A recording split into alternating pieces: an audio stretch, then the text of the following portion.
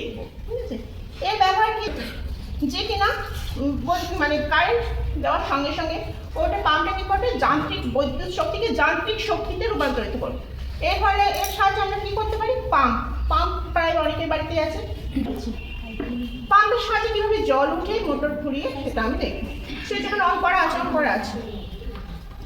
এবার শুধু তাই না, এটা আমরা জল আসে, সেগুলো আমরা সবার বাড়িতে পিউরিফায়ার থাকে না, তো আমরা সেইগুলোকে ব্যবহারযোগ্য করবো কী করে, খুব কিছু সাধারণ উপকরণ দিয়ে, বড় পাথর, বড় নুড়ি, ছোট নুড়ি, কাঠ কয়লা, তুলো, এগুলো পরপর দিয়ে এর মধ্যে দিয়ে যখন খোলা জলটা আসবে, দেখবে একটা পরিশ্রুত জল তোমরা পাবে।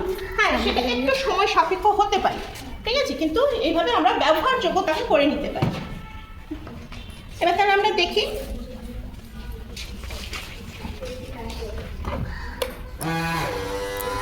দেখছো ওখানে পরিষ্কার জল আসছে, পরপর এর মধ্যে দিয়ে আসছে, এসে এবার এই কটনের মধ্যে আসলো, এবার এই কটনটা ভিজে দেখো এর মধ্যে দিয়ে জলটা আসছে, এটা তো আমরা দেখলাম পরিষ্কার। এবার আমি জলটাকে একটু ঘোলা করে দিই, কাদা জল একটু মিশিয়ে নিলাম।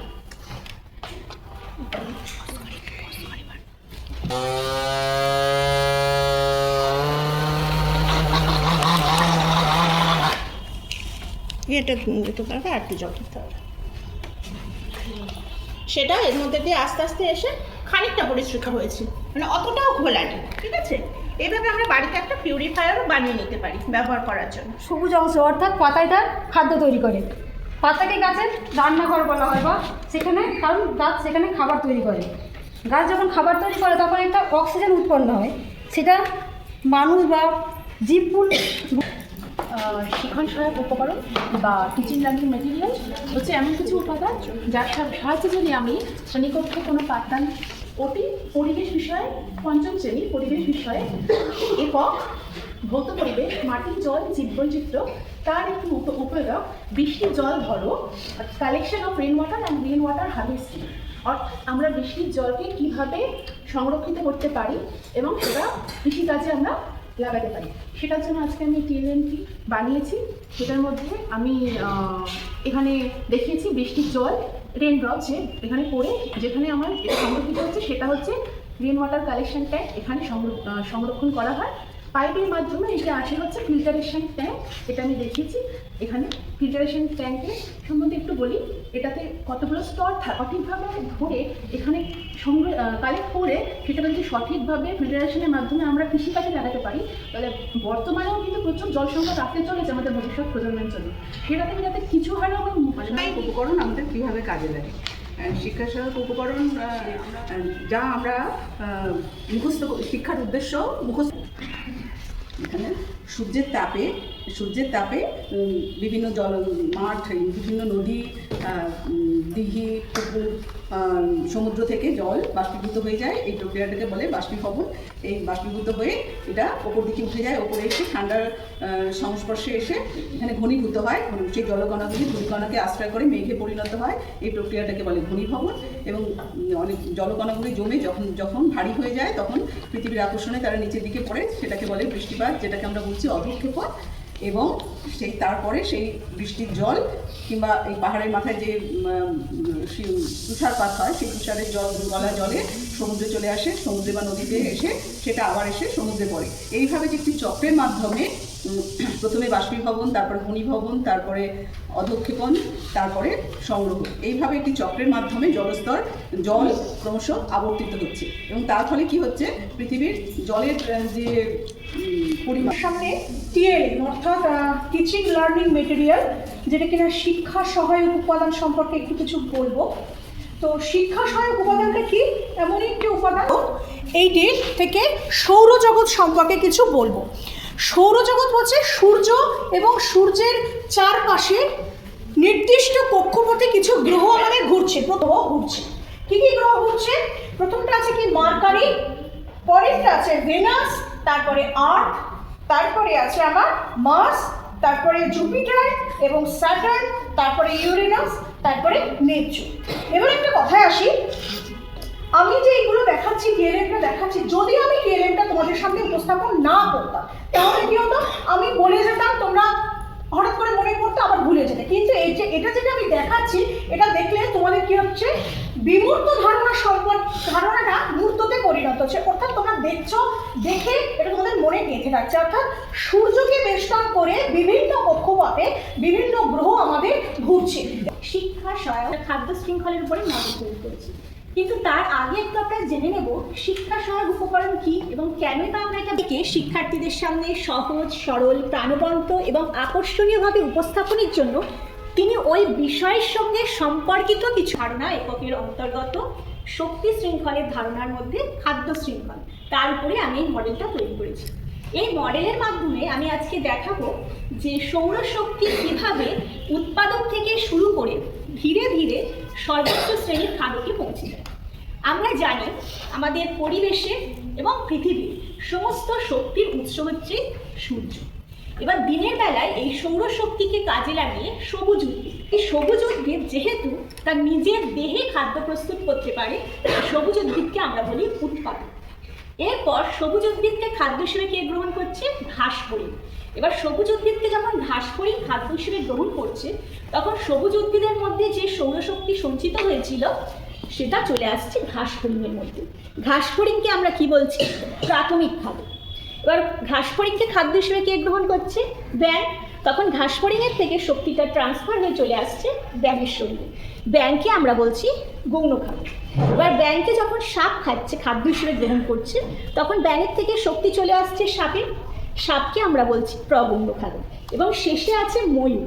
ময়ূর যখন সাপকে খাচ্ছে বা ভক্ষণ করছে, তখন হচ্ছে সর্বোচ্চ খাদ্য। এখানে দেখো এই যে শক্তির প্রবাহ আমাদের খাদ্য পরিপাকে সাহায্য করে। আর স্নায়ুতন্ত্র হচ্ছে আমাদের বিভিন্ন শারীরিক ক্রিয়াকলাপ নিয়ন্ত্রণ করে, যার মূল অংশ হচ্ছে মস্তিষ্ক। আর আর আমার আজকের যে শিক্ষা সহায়ক উপকরণ সেটা হচ্ছে রেচনতন্ত্র। এখানে আমরা দেখতে পাচ্ছি রেচনতন্ত্রের হচ্ছে 4টি অংশ। তার মধ্যে প্রথম অংশটা হচ্ছে বৃক্ক, তারপরে হচ্ছে ইউরো। এর কাজটা কিভাবে এখানে হয়ে থাকে, আমাদের শরীরে যে বজ্র পদার্থ সহ যে অশুদ্ধ যে রক্তগুলো, সেই রক্তটা এই যেটার মাধ্যমে আমি দেখাবো যে ইউরিনটা কিভাবে পাস করছে।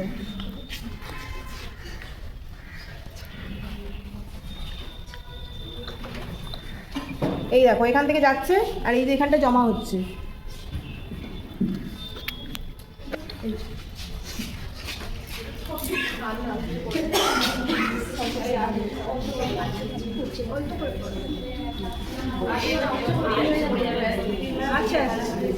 প্রাণী কোষে এককের উপ-একক হচ্ছে প্রাণী কোষের গঠন, একটা আমি শিক্ষা সহায়ক উপকরণ হিসেবে ব্যবহার করেছি। তাই প্রাণী কোষটা কি? প্রাণী কোষটা হচ্ছে জীবের হচ্ছে গঠনগত এবং কার্যগত একক হচ্ছে প্রাণী কোষ। আচ্ছা, এই কোষটাকে যদি আমি ব্যবচ্ছেদ করি বা শিক্ষা সহায়ক উপকরণ হিসেবে যদি আমি ভাঙি, তাহলে প্রথমে দেখা যাচ্ছে এটা একটা প্রাণী কোষ। তাহলে প্রাণী কোষের মধ্যিখানটায় দেখা যায় এই প্রাণী কোষের ধার যেটা আছে এটা হচ্ছে কোষ পর্দা। কোষ পর্দা, কোষ পর্দা হচ্ছে দ্বিস্তর বিশিষ্ট। কোষ পর্দা হচ্ছে দ্বিস্তর বিশিষ্ট, এর দুটো স্তর থাকে। এর কাজ হচ্ছে এই কোষ দেহটাকে ধরে রাখা এবং একটা দণ্ডের মতো ধরে রাখা। এরপরে আসছি গোলগি বডি। যে গোলগি বডিটা হচ্ছে এখানে যে শিক্ষা সহায়ক উপকরণটা বানিয়ে এনেছি সেটা হচ্ছে ক্লাস 7-এর ভূগোল বই থেকে নদী এককে নদীর যে অববাহিকা, সেই অববাহিকাটাকে টোটাল আমি এখানে ফুটিয়ে তোলবার চেষ্টা করেছি। নদীর পুরো উৎস থেকে মোহনা পর্যন্ত যে সৃষ্টি হয়, পর্বতের উপরে যে বরফ থাকে সেই বরফ গলা জল এখানে সৃষ্টি হচ্ছে। এই যে নদী সৃষ্টি হচ্ছে জলপ্রপাত মিলে এবং এই যে নদী আপন এগিয়ে যখন ঢাল অনুসারে বেয়ে আসছে, এই পোর্শনটা হচ্ছে উচ্চ প্রবাহ। এই উচ্চ প্রবাহে নদীর কাজ আছে কিছু, যেমন সেখানে বিভিন্ন পাথর বা ভেঙে নিয়ে এসে জড়ো করে, এই সমস্ত কাজও তারা জানবে, বুঝবে। এরপর নদী উচ্চ প্রবাহের পরে এসে সমভূমিতে পড়বে। সেই সমভূমিতে সে নদী হচ্ছে এখানে বেশিরভাগ সময় ডেভেলপিং লার্নিং মেটেরিয়াল এই কাজটা সম্পূর্ণ করার জন্য। তো আমি প্রথমেই বলি শিক্ষা সহায়ক উপকরণ। আমরা কি বুঝি শিক্ষা সহায়ক উপকরণ? শিক্ষা সহায়ক উপকরণ পঞ্চ ইন্দ্রিয়টা উপকরণ হিসেবে আমি মডেল তৈরি করেছি। তো আগে বলি ইন্দ্রিয় কাকে বলে। ইন্দ্রিয় হলো মানুষের শরীরের সেই অংশ যার সাহায্যে আমরা পরিবেশের আমাদের চারপাশে যে সমস্ত জিনিসগুলো আছে সেগুলো অনুভব করতে পারি। সেগুলো স্পর্শের মাধ্যমে হতে পারে, সেগুলোর গন্ধের মাধ্যমে আমরা সেগুলো তার উপস্থিতি বুঝতে পারি, কোনোটা হয় তার স্বাদের মাধ্যমে। তাই বলা হয়েছে পঞ্চ ইন্দ্রিয়। এই পঞ্চ ইন্দ্রিয়ের মধ্যে প্রথম হচ্ছে চোখ। এই চোখকে বলা হয় দর্শন ইন্দ্রিয়। এই দর্শন ইন্দ্রিয়ের সাহায্যে আমরা কোনো কিছু দেখতে পাই, সেটা হতে পারে ঘরবাড়ি, গাছপালা বা টেলিভিশন, আমরা এগুলো দেখতে পাই। এরপর দ্বিতীয় ইন্দ্রিয় হলো নাক। এই নাককে বলা হয় ঘ্রাণেন্দ্রিয়। এই ঘ্রাণেন্দ্রিয়ের সাহায্যে আমরা কোনো কিছুর গন্ধ অনুভব করি, সেটা ফুলের গন্ধ হতে পারে, কোনো পারফিউম সেন্ট বা অন্য কিছুর গন্ধ, সেটা দুর্গন্ধ হোক সুগন্ধ হোক, আমরা নাকের সাহায্যে গন্ধটা পেতে পারি। এরপর অন্য আরেকটি ইন্দ্রিয় হলো কান। এই কানের সাহায্যে কোনো শব্দ আমরা শুনতে পারি, সেটা কোনো গান বাজনা হতে পারে বা অন্য কোনো গাড়ির শব্দ, সেটাও হতে পারে। এর পরের ইন্দ্রিয় হচ্ছে জিহ্বা। জিহ্বা বা জিভ। জিভকে আমরা রসনা ইন্দ্রিয় বলে থাকি। এই ইন্দ্রিয়ের সাহায্যে আমরা কোনো কিছু স্বাদ অনুভব করি, সেটা টক, ঝাল, মিষ্টি যা হতে পারে। আর সর্বশেষ ইন্দ্রিয় হচ্ছে স্পর্শেন্দ্রিয়। এর সাহায্যে আমরা স্পর্শের মাধ্যমে কোনো কিছু অনুভব করতে পারি, সেটা গরম, ঠান্ডা, খসখসে, নরম, এগুলো আমরা বুঝতে পারি। আর আমার এই টিএলএমটা বানাতে আমার খুব একটা বেশি কিছু উপকরণ লাগেনি। থার্মোকল, ভিত্তিক শিক্ষা সহায়ক উপকরণ, যার মাধ্যমে শিক্ষক তার পাঠ্য বিষয়টিকে অনেক স্বতঃস্ফূর্তভাবে মনোগ্রাহী করে আকর্ষণীয় করে তার শিক্ষার্থীদের কাছে তুলে ধরতে পারে। আজ আমার পাঠ্য বিষয়টি হলো সপ্তম শ্রেণীর মানুষের খাদ্য এককের খাদ্যের উপাদান উপ এককটি। এই মডেলটি একদম নিচের স্তর। প্রথমে বলি খাদ্য, যা আমাদের শরীরকে শক্তি যোগাতে সহায়তা করে। এই খাদ্যের প্রধান উপাদান হলো 6টি: carbohydrate, vitamin, mineral, protein, fat এবং জল।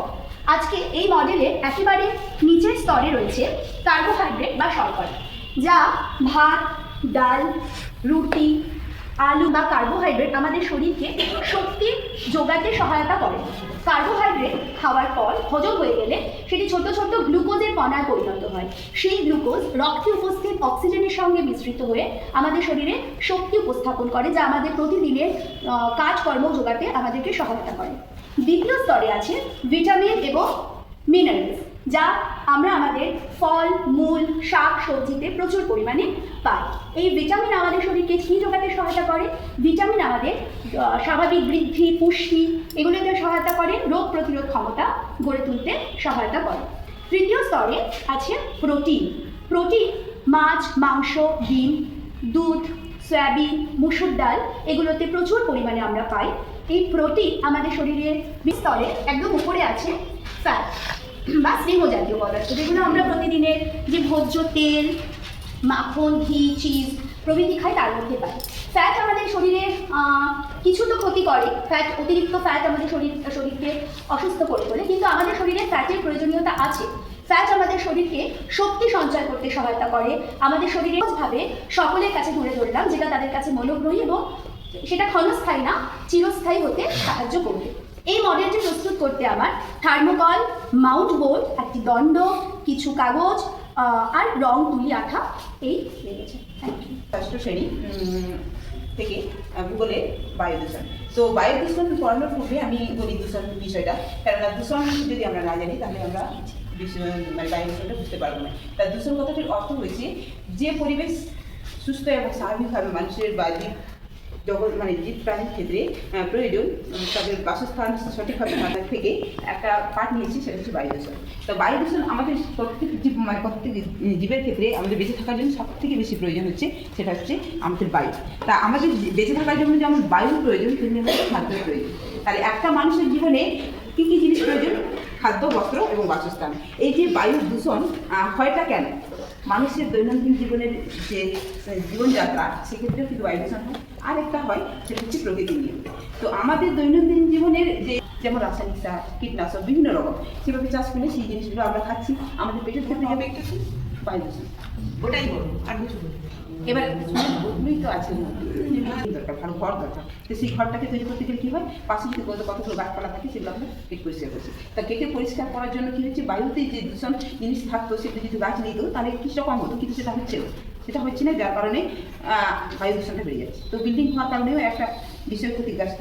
আর দ্বিতীয়ত হচ্ছে কি, আমরা যে দৈনন্দিন জীবনে যা কিছু পড়ছি খাচ্ছি এগুলো অনেক সময় কারখানাতেও তৈরি হয়, যেগুলো আমাদের জীবনের দরকার। তো সেই কিছু জিনিস দরকারের ক্ষেত্রে হলেও আমাদের কারখানাকে তৈরি করতে হয়েছে, সেখানে সেই সব জিনিস ব্যবহার করতে হচ্ছে। তো কারখানায় যেসব জিনিস আমাদের দেওয়ার পর যেসব জিনিস অবশিষ্ট থেকে যাচ্ছে সেগুলো কিন্তু পরিবেশে মিশে পরিবেশটাকে নষ্ট করে ফেলছে। আর শেষে আমরা বলি যে আমাদের দৈনন্দিন আর কিছু আর্ট পেপার আর রং খুবই সাধারণ উপকরণ দিয়ে আমি তৈরি করেছি। মৃত্তিকা দূষণ, আমরা জানি মৃত্তিকা দূষণের কারণ, সেই মৃত্তিকা দূষণের কারণগুলোকে সহজভাবে তোমাদের সামনে উপস্থাপন করার জন্য আমি এই মডেলটি প্রস্তুত করেছি। এখানে তোমরা দেখতে পাচ্ছ এটা হচ্ছে কলকারখানা, কলকারখানার যে আবর্জনা তা থেকে আমাদের মৃত্তিকা দূষিত হয়। এটা হচ্ছে গৃহস্থলীর আসবাবপত্র, মানে গৃহস্থলীর আবর্জনা যেগুলো আমাদের মৃত্তিকা দূষণ ঘটায়। এটা হচ্ছে হসপিটালের যে আবর্জনা, সেটা আমি এখানে দেখিয়েছি। আর এটাকে দেখিয়েছি আমি এখানে যে চাষবাস করার সময় আমরা যে কীটনাশকগুলো ব্যবহার করি তার থেকে যে মৃত্তিকা দূষণ হয় সেটাকে আমি এখানে দেখিয়েছি। আর এটা হচ্ছে আবর্জনা স্তূপ, বিভিন্ন জায়গায় আমাদের আবর্জনা স্তূপ করা থাকে, সেটাও মৃত্তিকা দূষণ ঘটায়। এটা হচ্ছে কলকারখানা বা এটা হচ্ছে কনস্ট্রাকশনের কাজে যে আবর্জনাগুলো তৈরি হয় সেগুলো থেকে মৃত্তিকা দূষণ ঘটে। এবার আমরা জানবো যে মৃত্তিকা দূষণ, আমরা দেখলাম কী কী কারণে মৃত্তিকা দূষণটা হয়। তাহলে মৃত্তিকা দূষণ কমাতে গেলে আমাদের কী কী করতে হবে? মৃত্তিকা দূষণ কমাতে গেলে আমাদের এই আবর্জনাগুলোকে নষ্ট করে ফেলতে হবে, এখানে জৈব সার ব্যবহার করতে হবে এবং এই হসপিটালের আবর্জনাগুলোকে সঠিকভাবে পুড়িয়ে ফেলতে হবে। আর এই যে আবর্জনা, এই যে কনস্ট্রাকশনের যে আবর্জনাগুলো সেগুলোকে আমাদের সঠিকভাবে পরিশোধিত করতে হবে। আজকে আমার বিষয়বস্তু এটাই, এই মডেলটি আমি তোমাদের সামনে উপস্থাপন করবো। কয়েকজন ব্যবহার করবো সে সম্পর্কে জানাচ্ছি। প্রথমে আমরা জানবো শিক্ষা সহায়ক উপকরণটা কী। শিখন শেখানো কাজ আনন্দদায়ক এবং সহজ সরলভাবে উপস্থাপন করার জন্য একই সঙ্গে শিক্ষক মহাশয়ের শ্রেণীকক্ষে পাঠদানের সময় এখানে রঙের ছোটো বলতে আমি রামধনুর একটি মডেল উপস্থাপন করেছি। প্রথমে আমরা জানবো এখানে রামধনুটা বর্ষাকালে সাধারণত বৃষ্টির পরে আমরা আকাশে রঙের ছটা দেখতে পাই, যেটাকে আমরা রামধনু বলে থাকি। এখানে রামধনু সাধারণত অনেকগুলি রঙের সমষ্টি, আমি এখানে দেখিয়েছি কয়েকটি রঙের সমষ্টি, এখানে কতগুলি রঙের সমষ্টি আছে। এখানে প্রথমে আছে বেগুনি রং, তারপর আছে নীল, তারপর আছে আকাশি, তারপর সবুজ, হলুদ এবং কমলা ও লাল রঙের। এটাকে আমরা একত্রে বলে থাকি বেনিহাস্য কলা। ঠিক আছে, তো প্রথমত আমরা এই দর্শন উপকরণটি থেকে শিক্ষার্থীরা জানতে পারবে যে দেখে আমরা কীভাবে কটি তো এটাই ছিল আজকে আমার উপকরণ। শিক্ষা সহায়ক উপকরণ হলো শিখন চলাকালে শিক্ষার্থীদের মূর্ত ধারণার দানে যে জিনিসগুলো সাহায্য করে, শুধু তাই নয়, পর্যবেক্ষণ ক্ষমতা বৃদ্ধি করে, তাদের রুচি আগ্রহ বৃদ্ধি করে। শুধু তাই নয়, এমনকি শিক্ষকও যে তৈরি করতে খুব একটা বেশি আমার জিনিস লাগেনি, এই চার্ট পেপার নিয়েছি, রং লেগেছে একটু, এই থার্মোকলের ওই ছোটো এগুলো লেগেছে, আর রং, ঠিক আছে, আর একটু পেরেছি, এগুলো আটকেছে। তো এটার সাহায্যে আমি ফুলের বিভিন্ন অংশ শিক্ষার্থীদের সামনে উপস্থাপনা করব। তো ফুল দেখালে আমরা জানি প্রধানত চারটে স্তবক, কিন্তু বাইরে থেকে সেই চারটে স্তবক স্পষ্টভাবে দেখা যায় না। আমরা সাধারণত বৃতি এবং দলমণ্ডলকেই দেখতে পাই, মানে পাপড়ি থেকে। এবারে ভিতরের অংশ, যেটা আরও দুটো গুরুত্বপূর্ণ অংশ রয়েছে, সেটা হচ্ছে পুংকেশর আর গর্ভকেশর, যেটাকে দেখানো যায় না। তো সেটা দেখানোর জন্যই আজকে এই মডেলটা আমি নিয়ে এসেছি। তো আমরা জানি ফুলের প্রধানত চারটে স্তবক। সবথেকে নিচে এই যে সবুজ অংশটা থাকে সেটাকে বলা হয় বৃতি। এই বৃতি কুড়ি অবস্থায় ফুলের অন্যান্য স্তবকগুলোকে ঢেকে রাখে, ঝড় জল বৃষ্টি পোকামাকড়ের হাত থেকে রক্ষা করে। তারপরে বৃতির পরে যখন ফুল ফোটে আমরা দেখি পাপড়িগুলো, ওই পাপড়ি মানে যেটা প্রসারিত চারটা অংশ রঙিন, সেটা সাদাও হতে পারে, সেই অংশটাকে বলা হয় পাপড়ি। এই পাপড়ি বিভিন্ন কীট পতঙ্গ, পোকামাকড় বা প্রজাপতি এদেরকে আকর্ষণ করে, যাতে তারা এসে ফুলে বসে। আর 3 নম্বর স্তবক হচ্ছে, যদি আমরা ফুল দেখি, ফুলের ভিতরের দিকে একটা ঘন্টার মতো অংশ ঝুলে থাকে। ওই ঘন্টার মতো অংশটা যদি আমরা বড় করে দেখতে যাই, তাহলে দেখতে পাবো যে ওই অংশের নিচের দিকে কিছু সরু সুতোর মতো অংশ দেখা যায়, যেটাকে আমি এখানে বড় করে দেখিয়েছি। এটাকে বলা হয় গর্ভকেশর চক্র। এই গর্ভকেশরের দুটো অংশ, উপরে মাথায় বাংলা 5-এর মতো একটা চ্যাপ্টা থলির মতো অংশ থাকে, যেটাকে বলা হয় পরাগধানী। আর এই পরাগধানীর এই নিচের পরাগধানীর মধ্যে ছোট ছোট রেণু থাকে, আর এর নিচের এই সরু সুতোর মতো যে অংশটা, এটাকে বলা হচ্ছে পুংদল। এইবারে পুংদণ্ডটাকে আমি যদি পুংকেশর চক্রকে যদি আস্তে আস্তে সরিয়ে দিই তাহলে দেখা যাবে ভেতরের দিকে একটা সাদা অংশ বেরিয়ে আসে, যেটাকে বলা হয় গর্ভকেশর চক্র, যেটা একটা খালি চোখে সাধারণত দেখা যায় না। তো সেই জন্য এটাকে একটু বড় করে আমি দেখিয়েছি। এই গর্ভকেশর চক্রের 3টে অংশ থাকে। মাথার দিকে একটু এটাকে বলা হয় গর্ভমুণ্ড, এটা 5 মাথাযুক্ত হয়। তার নিচের দিকে সরু অংশটাকে বলা হয় গর্ভদণ্ড, আর তারপর নিচের দিকে যেটা থাকে একটু স্ফীত, যেটাকে বলা হয় গর্ভাশয়।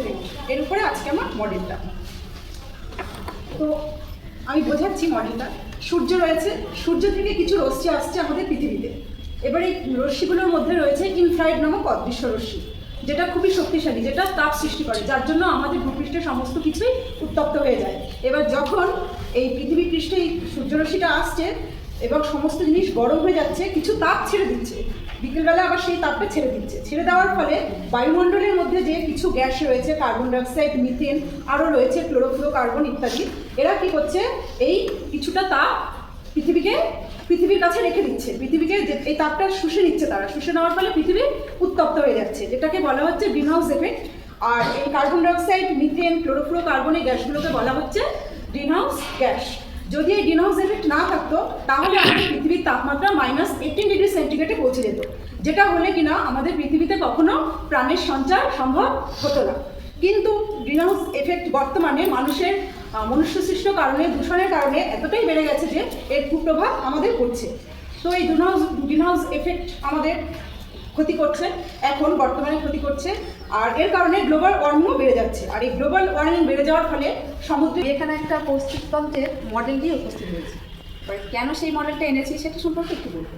আগে বলি, আমাদের শিক্ষা ব্যবস্থা, আধুনিক শিক্ষা ব্যবস্থা এখন শিশুকেন্দ্রিক শিক্ষা ব্যবস্থা। শিশুদের চাহিদা, আগ্রহ, মনোযোগ এইসব ব্যাপারগুলোর উপরে এখন শিক্ষার্থীদের মনোযোগ, আগ্রহ কীভাবে বাড়ানো যায় তার জন্য শিক্ষকদের কিছু শিক্ষা সহায়ক উপকরণ লাগে। ক্লাসে যখন আমি ঢুকবো, গিয়ে যখন একটা শিশুকে যখন শেখাবো, পড়াবো, তখন এমনি বলে দেওয়ার থেকে যখন আমি একটা মডেল নিয়ে গিয়ে আমি যখন তাদেরকে দেখাবো, সেটা ওরা বুঝতেও পারবে এবং বহুদিন ওদের সেটা মনেও থেকে যাবে। সেই জন্য আমি যখন ক্লাস করে 4র্থ শ্রেণীতে প্রবেশ করব, তখন ওদেরকে যখন আমি শরীর এককের খাবার হজম হলো উপএককটি যখন পড়াবো তাদের, তখন মুখে বলে দিলেই হয় যে খাবার আমরা খেলাম, চিবোলাম, পেটে দিয়ে চলে গেল, গিয়ে মল হয়ে বেরিয়ে গেল, এসব বলে দিলাম। কিন্তু আমি যখন মডেলের মাধ্যমে তাদেরকে দেখাবো, তখন সেটা ওদের আগ্রহ বাড়বে। সবাই, তোমরা যেমন সবাই মুখে মুখে মারছো, কী আছে দেখি, মডেলটা কী করেছে দেখি, বাচ্চাদেরও সেরকমই আগ্রহ বাড়বে যে কী আছে দেখি, কী এখানে আছে, বা কেন ম্যাম কী দেখাতে চাইছেন, সে ব্যাপারে ওদের একটু আগ্রহ বাড়বে। এবং সেটা পরিষ্কারভাবে চোখের সামনে দেখার কারণে ওদের বহুদিন মনেও থাকবে জিনিসটা। এবারে আমি এই টিএলএমটা আমি যে মডেলটা বানিয়েছি সেটা কার্যকারিতা সম্পর্কে একটু বলছি। প্রথমে এটাকে পৌষ্টিকতন্ত্র বলছি, কারণ এটার যে এই তন্ত্রগুলো যে আমি যে নাম লিখেছি দেখো, মুখগহ্বর, যকৃৎ, পিত্তথলি, পাকস্থলী, অগ্নাশয়, বৃহদন্ত্র, ক্ষুদ্রান্ত্র এবং মলাশয়, এগুলোর মাধ্যমে শরীরে যে পুষ্টিটা শোষণ হয়, যার জন্য এই পুরো তন্ত্রটাকে বলছে পৌষ্টিকতন্ত্র। প্রথমে কি হয়, আমরা যখন খাবার খাই, চিবোই, মুখের মধ্যে অনেক রকম ছোটো ছোটো অনেক লালা রস থাকে। সেই লালা রসগুলো খাবারটাকে বেশ নরম গলার মতন পাকিয়ে দেয়। দিলে কি হয়, আমাদের খাদ্য নালীর মাধ্যমে সেটা চলে যায় পাকস্থলী। পাকস্থলীতে আবার অনেক রকম এনজাইম থাকে, হজম রস থাকে। সেই হজম রসটা সেই খাবারটাকে আরও নরম তরল করে দেয়। সেটা আবার তারপরে গিয়ে যায় কোথায় না, ক্ষুদ্রান্তে আসে। ক্ষুদ্রান্তে পিত্তরস, যকৃৎ থেকে রস, অগ্নাশয় থেকে হজম রস ক্ষুদ্রান্তে আসে। ক্ষুদ্রান্তে খাবারটাকে আরও তরল করে, ভীষণভাবে সহজপাচ্য করে সেটা বৃহদন্তে চলে আসে। এবং ক্ষুদ্রান্তে কী হয়, কিছু পুষ্টি শোষণ হয়। তারপরে কি হয়, এই খাবারটা চলে যায় আমাদের বৃহদন্তেও সেখান থেকে জল, পুষ্টি সব শোষণ করে নিয়ে বাদবাকি যে বজ্র পদার্থ, যেটা খাবারের যে অংশটা কাজে লাগে না, সেটা মলাশয় দিয়ে মল হিসেবে বাইরে বেরিয়ে আসে। এবার আমি একটা অ্যাক্টিভিটির মাধ্যমে একটু তোমাদের দেখাই।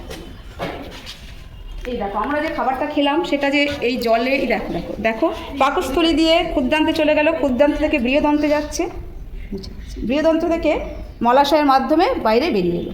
এইভাবে পরিপাক ক্রিয়াটা আমাদের পুরোপুরি সম্পন্ন হয়। সহায়ক উপকরণ নিয়ে আজকে আমরা কিছু কথা বলবো। শিক্ষা সহায়ক উপকরণ হলো এমন উপকরণ যা শিক্ষণে পৃথিবী নিজেও অক্ষের চারিদিকে পশ্চিম থেকে পূর্বে একবার আবর্তন করতে সময় নেয় 3 ঘন্টা 56 মিনিট 24 সেকেন্ড। অর্থাৎ 24 যে হচ্ছে বা আন্নিকতি যে হচ্ছে তার প্রমাণ কি? তার প্রমাণ হচ্ছে সূর্যোদয় বা সূর্যাস্ত দেখে আমরা বুঝতে পারি যে পৃথিবী আবর্তিত হচ্ছে। তারপরে হচ্ছে বাতাস উত্তর গোলার্ধে ডান দিকে এবং দক্ষিণ গোলার্ধে বাম দিকে বেঁকে যায় ফ্রেডেলের সূত্র অনুসারে। আর পৃথিবীর অভিগত গোলকাকৃতি, কোনো গোলাকার বস্তু যদি গোল করে ঘুরতে থাকে তাহলে কেন্দ্র বহির্মুখী শক্তির জন্য তার মাঝখানটা খানিকটা স্ফীত হয়ে যায়। তাই জন্য আমরা দেখি যে পৃথিবীর আকারও অভিগত গোলক, পুরো গোলাকার নয়।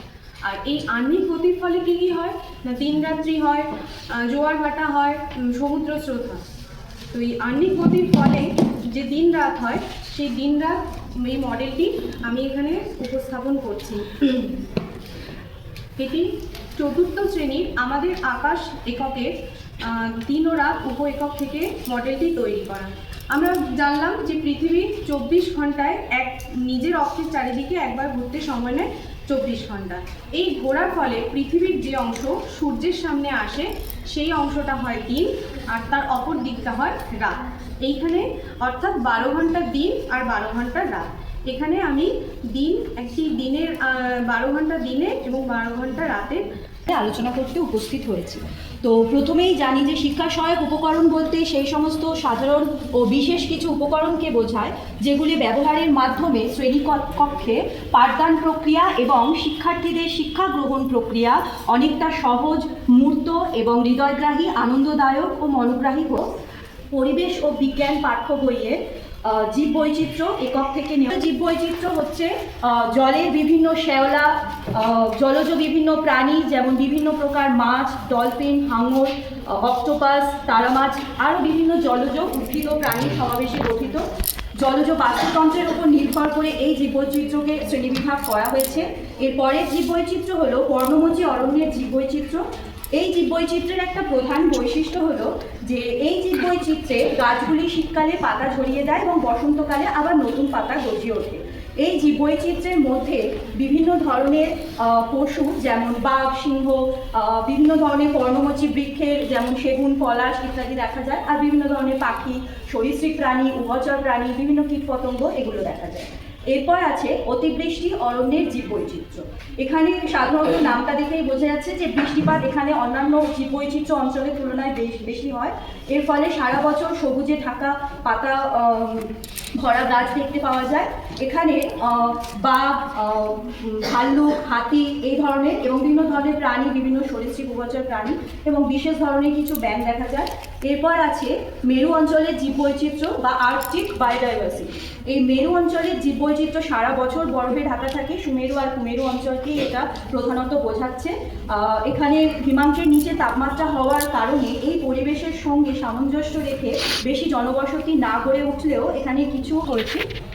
শিক্ষা সহায়ক উপকরণ কি অলরেডি আমার বন্ধুরা বলেইছে, তাও একটু বলি যে শিক্ষা সহায়ক উপকরণ হচ্ছে এমন কিছু বস্তু বা উপকরণ যেটা শ্রেণীকক্ষে পাঠদানকালে শিক্ষককে তার শিক্ষাদানে এবং শিক্ষার্থীদের শিক্ষা গ্রহণের ক্ষেত্রে খুবই সাহায্য করে। শিক্ষক খুব সহজ সরল প্রাণবন্তভাবে তার শিক্ষাদান করতে পারে এবং শিক্ষার্থীরাও সেটাকে সক্রিয়ভাবে সেই শিক্ষা তাদের শিক্ষণটা সম্পন্ন করতে পারে। উপকরণটিতে একটা ছোট থার্মোকলের ট্রে যেগুলো বাড়িতেই পড়েছিল সেটার উপরে কিছু কাগজ লাগে কম্পার্টমেন্টে বিভিন্ন ধরনের ইয়েকে দেখানো হয়েছে। ধরুন প্রথমটিতে রয়েছে গ্রীষ্মকাল।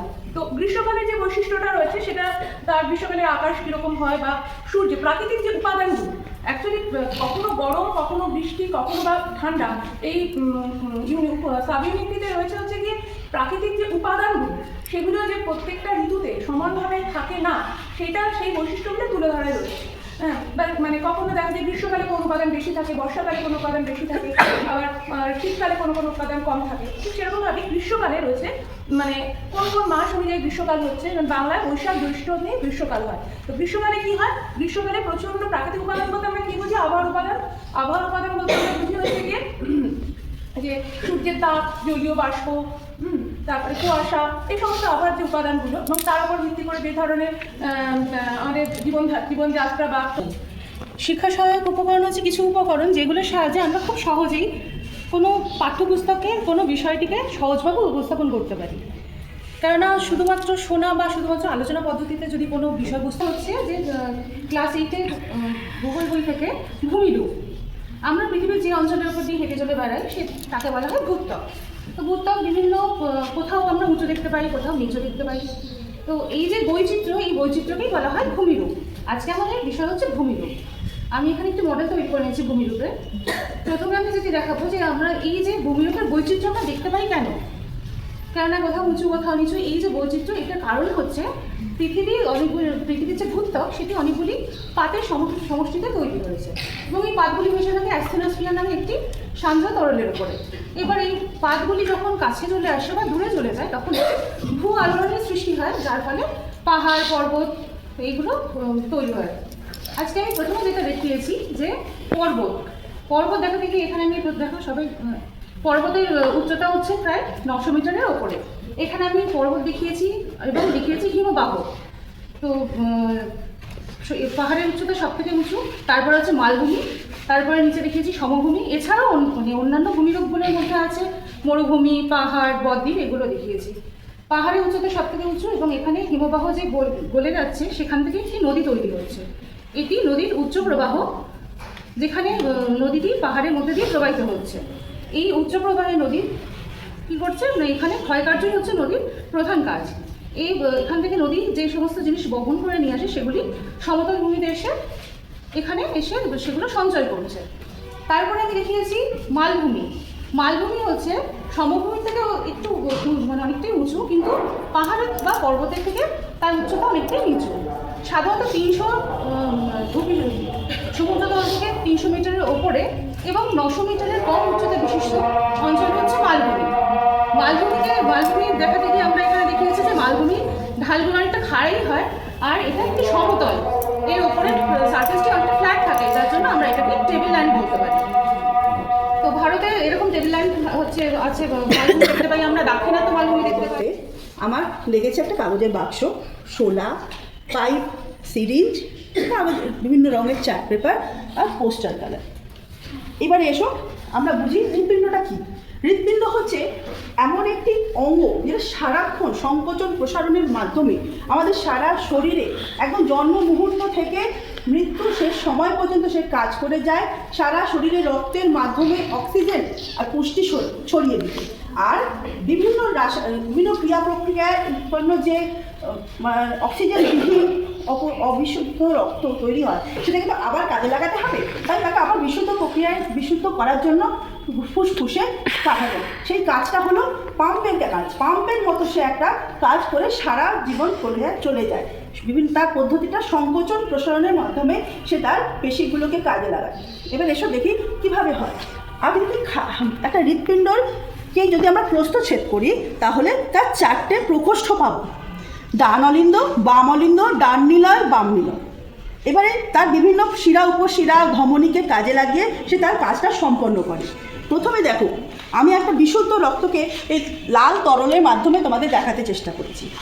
বিশুদ্ধ, এটাকে ফুসফুস থেকে বিশুদ্ধ রক্ত যদি আমি আমার শরীরে প্রথমে ফুসফুসীয় শিরার মাধ্যমে আমার বাম অলিন্দে প্রবেশ করলো, বাম অলিন্দে প্রবেশ করার পরে সেটি বাম নিলয়ে গেল। এবার সংকোচন প্রসারণের মাধ্যমে সেটি মহাধমনীর মাধ্যমে সেটা আমার সারা শরীরে সংবাহিত হয়ে গেল। দেখতে পেলে? এবারে আমার সারা শরীর থেকে যখন অবিশুদ্ধ অক্সিজেনবিহীন রক্ত তৈরি হচ্ছে বিভিন্ন ক্রিয়া প্রতিক্রিয়ায়, তারপরে সেই রক্তটা আস্তে আস্তে এই ঊর্ধ্ব মহাশিরার মাধ্যমে আমার ডান অলিন্দে ঢুকলো, আমাদের হৃৎপিণ্ডে, তারপরে ডান নিলয়ে গিয়ে আমাদের এইভাবে সেটি ফুসফুসীয় ধমনীর মাধ্যমে আবার সেটা ওপরে ফুসফুসে চলে গেল, আবার সেটি বিশুদ্ধ হওয়ার জন্য, অক্সিজেন যুক্ত হওয়ার জন্য পড়ে থাকি। সারা জীবন যখন থেকে আমাদের প্রাণ সঞ্চার হয় শ্রেণীকক্ষে ব্যবহার করি। শিক্ষা সহায়ক উপকরণ হচ্ছে এমন একটা বস্তু গলিত অবস্থায় থাকে। ওই শিলা যখন গলিত অবস্থায় থাকে তখন সেটা পৃথিবীর কোনো স্থান যদি দুর্বল হয় সেখানে ফাটলের সৃষ্টি হয়। সেই ফাটলের মধ্যে দিয়ে নিচের অত্যাধিক হচ্ছে চাপের জন্য ফাটলের মধ্যে দিয়ে সেটা তীব্র বেগে বাইরে বেরিয়ে আসে। তীব্র বেগে বাইরে বেরিয়ে আসার সময় ওই যে নিচের যে হচ্ছে শিলাটা গলিত অবস্থায় ছিল সেটা যখন উপরে বেরিয়ে আসে তখন ওই বেরিয়ে আসা অবস্থাকে আমরা বলি লাভা।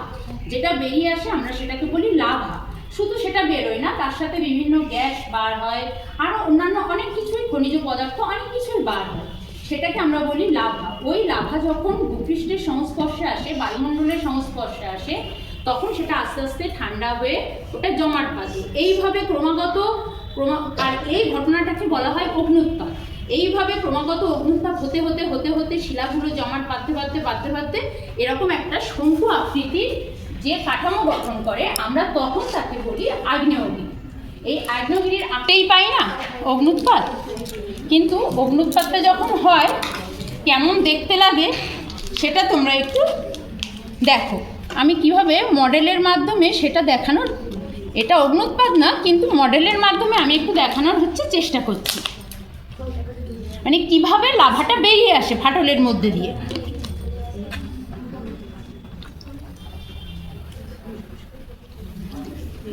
এইভাবে বুদবুদ আকারে যেটা বেরোয় এটা হচ্ছে লাভা। এই লাভাটা যখন ভূপৃষ্ঠের সংস্পর্শে আসে, বায়ুমণ্ডলের সংস্পর্শে এসে ওটা ঠান্ডা হয়ে জমাট বাঁধতে থাকে।